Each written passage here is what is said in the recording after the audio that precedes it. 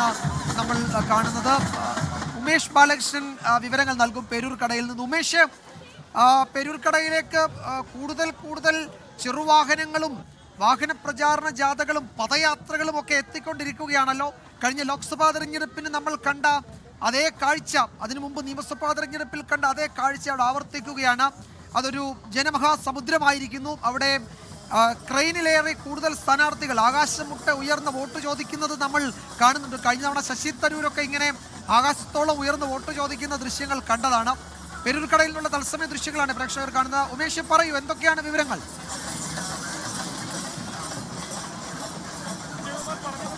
ആകാശത്തോളം ഉയർന്നുകൊണ്ടിപ്പോൾ BJP പ്രവർത്തകർ vote തേടുകയാണ്. BJP സ്ഥാനാർത്ഥികളാണ് ഇപ്പോൾ ഉള്ളത്.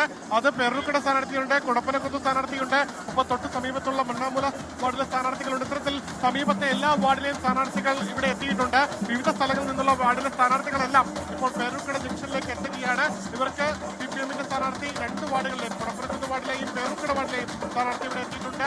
അതുപോലെ തന്നെ UDF-ന്റെ സ്ഥാനാർത്ഥികളും എത്തിയിട്ടുണ്ട്. ഈ രീതിയിൽ LDF-ഉം UDF-ഉം NDA-യും പൂർവാധികം ശക്തിയോടെ ആരാണ് കൂടുതൽ ശക്തി പ്രകടിപ്പിക്കുക എന്ന് കൃത്യമായി ഒരു മത്സരബുദ്ധിയോടുകൂടി കൊട്ടിക്കലാശം ആവേശമാക്കുകയാണ്.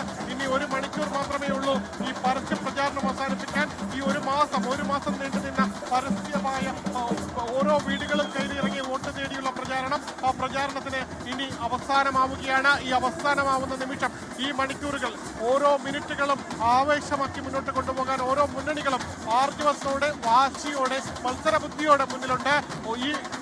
നമ്മൾ ഈ ഒരു കെട്ടിടത്തിന്റെ മുകളിലായതുകൊണ്ടാണ് ഏറ്റവും താഴെ നിൽക്കുമ്പോൾ ഉണ്ടാവുന്ന ഈ ശബ്ദവും കോലാഹലങ്ങളും പൂർണ്ണതോതിൽ നമുക്ക് ഒരുപക്ഷെ പ്രേക്ഷകർക്ക് നമ്മൾ പറയുന്നത് കേൾക്കാൻ പോലും കഴിയാത്ത രീതിയിൽ കാര്യങ്ങൾ എത്തിയത്. അതുകൊണ്ടാണ് കുറച്ച് മുകളിൽ കയറുന്ന നമ്മൾ ഈ റിപ്പോർട്ട് ചെയ്യേണ്ട സാഹചര്യം ഉണ്ടാകുന്നത് തന്നെ. അത്രത്തോളം ആവേശമാണ്. നമ്മൾ സാധാരണ നിയമസഭാ തെരഞ്ഞെടുപ്പിലും ലോക്സഭാ തെരഞ്ഞെടുപ്പിലും എല്ലാമാണ് ഇത്തരത്തിൽ വലിയ രീതിയിലുള്ള ആവേശ പ്രകടനങ്ങൾ, അതും ഒരു കൊട്ടിക്കലാശത്തിന് ഇത്രത്തോളം വലിയ ആവേശം എത്താറുള്ളത്. എന്നാൽ ഈ ക്രെയിനിലെല്ലാം കയറി നിന്നുള്ളൊരു പ്രചാരണം, അത് തദ്ദേശ സ്ഥാപനങ്ങൾ തെരഞ്ഞെടുപ്പിൽ ആദ്യമെന്ന് തന്നെ വേണമെങ്കിൽ പറയാം. ഈ കഴിഞ്ഞ ലോക്സഭാ തെരഞ്ഞെടുപ്പിൽ ശശി തരൂരും ഒപ്പം ആറ്റിങ്ങൽ സ്ഥാനാർത്ഥിയായ വി ജോയും വി മുരളീധരനും അടക്കമുള്ളവർ സമാനമായ രീതിയിൽ ട്രെയിനിന്റെ മുകളിൽ കയറി നിന്ന് വോട്ട് തേടിയിരുന്നു. എന്നാൽ തദ്ദേശ സ്ഥാപന തെരഞ്ഞെടുപ്പിൽ ഇതേ രീതിയിൽ ഒരു വലിയ ആവേശത്തോടു കൂടി ഒരു വോട്ട് നേടുന്നത് അതും ആദ്യം തന്നെയാണ്. എന്തായാലും മത്സര കാഴ്ചകൾ അത് അവസാന ഘട്ടത്തിലും ശക്തമായി തന്നെ മുന്നിലുണ്ട്.